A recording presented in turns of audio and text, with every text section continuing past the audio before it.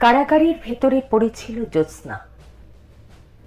বাইরে হাওয়া, বিষম হাওয়া, সেই হাওয়ায় নশ্বরতার গন্ধ।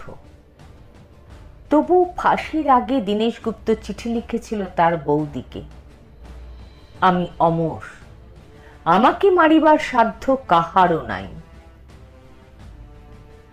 মধ্যরাত্রি, আর বেশি দেরি নেই। প্রহরের ঘণ্টা বাজে।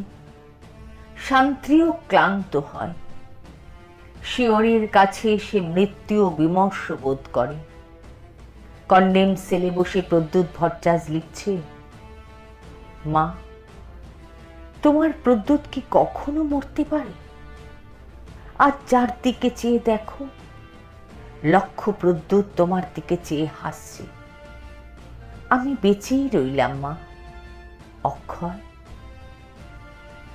কেউ জানতো না সে কোথায়। বাড়ি থেকে বেরিয়েছিল ছেলেটি, আর ফেরেনি। জানা গেল দেশকে ভালোবাসার জন্য সে পেয়েছে মৃত্যুদণ্ড।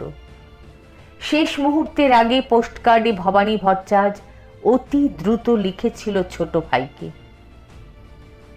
অমাবস্যার শ্মশানে ভীরু ভয় পায়, সাধক সেখানে সিদ্ধি লাভ করে। আজ আমি বেশি কথা লিখব না, শুধু ভাবব মৃত্যু কত সুন্দর। লোহার শিকের উপর হাত, তিনি তাকিয়ে আছেন অন্ধকারের দিকে। দৃষ্টি ভেদ করে যায় দেয়াল, অন্ধকারও বাগময় হয়। সূর্য সেন পাঠালেন তার শেষ বাণী, আমি তোমাদের জন্য কি রেখে গেলাম? শুধু একটি মাত্র জিনিস, আমার স্বপ্ন। একটি সোনালী স্বপ্ন।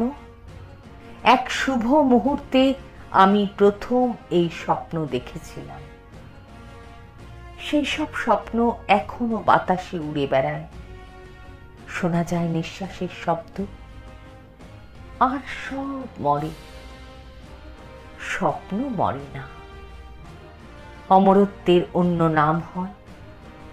কানু, সন্তোষ, অসীমরা জেলখানার নির্মম অন্ধকারে বসে এখনো সেরকম স্বপ্ন দেখছে।